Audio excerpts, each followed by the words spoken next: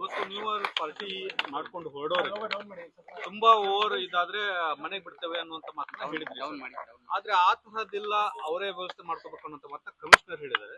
ತೀರಾ ಆಗದೆ ಇರೋರು ಮಾತ್ರ ಬಿಡ್ತೇವೆ ಅನ್ನುವಂಥದ್ದು. ಅಂದ್ರೆ ಎಲ್ಲರಿಗೂ ತಗೊಂಡೋಗಿ ಬಿಡೋದಿಲ್ಲ, ತುಂಬಾ ಅವರು ನಡೆಯೋಕೆ ಆಗೋದಿಲ್ಲ, ಅವರಿಗೆ ಪ್ರಜ್ಞೆನೇ ಇರೋದಿಲ್ಲ ಅನ್ನೋ ಮಟ್ಟಕ್ಕೆ ಕೆಲವರೆಲ್ಲ ಹೋಗ್ಬಿಡ್ತಾರೆ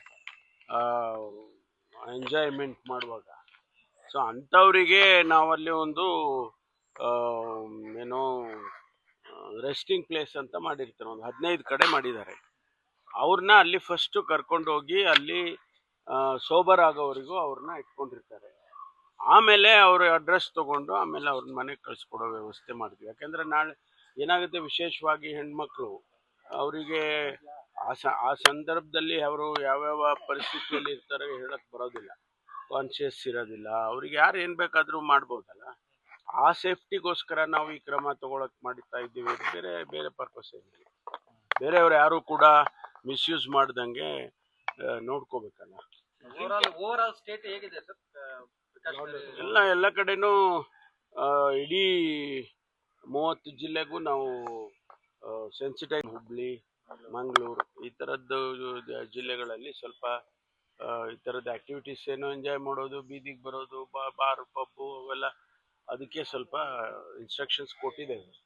ವಿಶೇಷವಾಗಿ ಬೆಂಗಳೂರಿನಲ್ಲಿ ತಮ್ಗೆ ಗೊತ್ತಿದ್ದಂಗೆ ಪ್ರತಿ ವರ್ಷ ಭಾಳಷ್ಟು ಜನ ಹೊರಗಿನಿಂದ ಬರ್ತಾರೆ. ನಮಗೆ ನಮ್ಮವರು ಇಲ್ಲಿ ಕನ್ನಡಿಗರು ಅಂತ ಹೇಳಿ ಅವ್ರು ಯಾರು ಇದು ಅದು ಕಡಿಮೆ ಸಂಖ್ಯೆ, ಬಟ್ ಹೆಚ್ಚು ಹೊರಗಡೆಯಿಂದ ಬರ್ತಾರೆ. ಅದು ಸ್ವಾಭಾವಿಕವಾಗಿ ಅವರೆಲ್ಲ ಡ್ರಿಂಕ್ಸ್ ಮಾಡಿ ಎಂಜಾಯ್ ಮಾಡಿ ನ್ಯೂ ಇಯರ್ನ ಒಬ್ರಿಗೊಬ್ಬರಿಗೆ ವಿಶ್ ಮಾಡಿ ಈ ಥರ ಎಲ್ಲ ಮಾಡ್ತಾ ಇರ್ತಾರೆ. ಆ್ಯಕ್ಟಿವಿಟಿ ಹಾಗೆ ಮಾಡೋದು. 12 ಗಂಟೆ ಆಯಿತು ಅಂದ ತಕ್ಷಣ ಎಲ್ಲರೂ ಹೋಗಿ ಒಬ್ರಿಗೊಬ್ಬರಿಗೆ ಇದು ವಿಶ್ ಮಾಡೋದು. ಆ ಟೈಮ್ನಲ್ಲಿ ಸ್ವಲ್ಪ ಹೆಚ್ಚು ಜನ ಸೇರಿದಾಗ ತಳ್ಳಾಡೋದು ಅದು ಇದು ಎಲ್ಲ ಆಗುತ್ತೆ. ಅದಕ್ಕೋಸ್ಕರ ನಾವು ಹೆಚ್ಚು ಸೀರಿಯಸ್ ಆಗಿ ತಗೊಳ್ತೀವಿ. ಎಲ್ಲ ಬಾಂಗ್ಲಾದೇಶದವ್ರು ಕೊಟ್ಟಿದ್ದಾರೆ, ಇಷ್ಟು ಬೇಗ ಆತುರದ ನ್ಯಾಯ ಎಲ್ಲೂ ನೋಡಿಲ್ಲ ಅಂತ ಹೇಳ್ತಿದ್ದಾರೆ. ಅಲ್ಲೆಲ್ಲ ಅವರು ಹೋರಾಟ ಮಾಡಲಿ. ಬಾಂಗ್ಲಾದೇಶದವ್ರು ಇದ್ದಾರೆ ಅಂತ ಹೇಳೋದು ಸುಮ್ಮನೆ ಆ ರೀತಿ ಒಂದು ಪಾಸಿಂಗ್ ಕಾಮೆಂಟ್ ಮಾಡೋದು ಸೂಕ್ತ ಅಲ್ಲ. ಈಗ ನಾವು ವೆರಿಫೈ ಮಾಡಲ್ವಾ? ಈಗ ಒಂದು ವೇಳೆ ಅವ್ರಿಗೆ ಪರಿಹಾರ ಕೊಡುವಾಗ ಅಥವಾ ಮನೆಗಳನ್ನೇ ಕೊಡುವಾಗ ಅವು ವೆರಿಫೈ ಮಾಡೇ ಅಲ್ವಾ ಮಾಡ್ತಾರೆ. ಬಾಂಗ್ಲಾದೇಶದವ್ರು ಇದ್ದರೆ ಬಾಂಗ್ಲಾದೇಶದವ್ರಿಗೆ ಕೊಡ್ತಾರೆ, ಅವ್ರನ್ನ ಇಮಿಡಿಯೇಟಾಗಿ ಅರೆಸ್ಟ್ ಮಾಡ್ತೀವಿ, ತೊಗೊಂಡೋಗಿ ಬಾರ್ಡರ್ನಲ್ಲೇ ಬಿಡ್ತೀವಿ, ಅವ್ರ ಎಂಬೆಸಿಗೆ ಹೇಳ್ತೀವಿ, ಕಳಿಸ್ಕೊಡ್ತೀವಿ, ವಾಪಸ್ ಡಿಪೋರ್ಟ್ ಮಾಡ್ತೀವಿ. ಇಲ್ಲ ಅವ್ರೇನಾದರೂ ಕ್ರಿಮಿನಲ್ ಆ್ಯಕ್ಟಿವಿಟೀಸಲ್ಲಿ ಇನ್ವಾಲ್ವ್ ಆಗಿದ್ದರೆ ಅವ್ರನ್ನ ಅರೆಸ್ಟ್ ಮಾಡಿ ಒಳಗಡೆ ಹಾಕ್ತೀವಿ. ಅವರು ಗೃಹ ಸಚಿವರಾಗಿದ್ದಾರೆ ಅಶೋಕ್ ಅವರು, ಅವ್ರಿಗೆ ಇದೆಲ್ಲ ಗೊತ್ತಿದೆ. ಅವರು ರಾಜಕೀಯ ಕಾರಣಕ್ಕೋಸ್ಕರ ಮಾತಾಡ್ತಾರೆ ಅಷ್ಟೇ. ಸರ್, ಈಗ ನಿಮ್ಮ ಇಲಾಖೆಯಿಂದ ಏನಾದ್ರು ವೆರಿಫೈ ಮಾಡ್ತಾ ಇದ್ದೀರಾ ಸರ್? ಅಲ್ಲ, ಖಂಡಿತವಾಗಿ ಮಾಡ್ತೇವೆ. ಇನ್ನು ನಮ್ಮಲ್ಲಿ ಈಗ ಅವರು ಯಾರು ಲಿಸ್ಟ್ ತಯಾರು ಮಾಡ್ತಾರೆ, ಇಲ್ಲಿ ನಮ್ಮ BBMP ಅವರು ಜಿ ಬಿ ಐ ಅವರು ಲಿಸ್ಟ್ ಮಾಡಿರ್ತಾರೆ.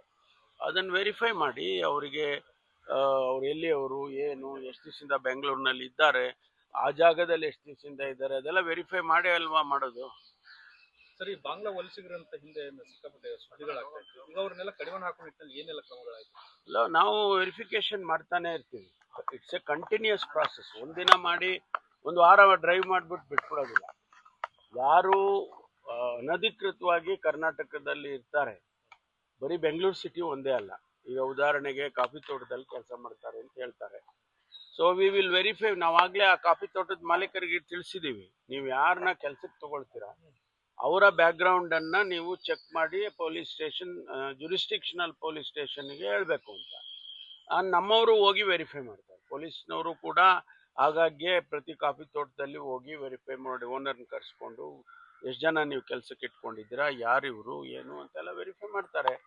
ಅವಾಗ ಬಾಂಗ್ಲಾದೇಶದ ಅವರು ಸಿಕ್ಕಿದ್ರೆ ಅವ್ರನ್ನ ಇಮಿಡಿಯೇಟ್ ಆಗಿ ಸೆಕ್ಯೂರ್ ಮಾಡಿ ಕಳಿಸ್ಕೊಡ್ತೇವೆ. ಸರ್, ಈಗ ಬಿಜೆಪಿ ಅವರು ಆರೋಪ ಮಾಡ್ತಾರೆ ಸದ್ಯ ಕರ್ನಾಟಕದಲ್ಲಿ ಬಾಂಗ್ಲಾದೇಶ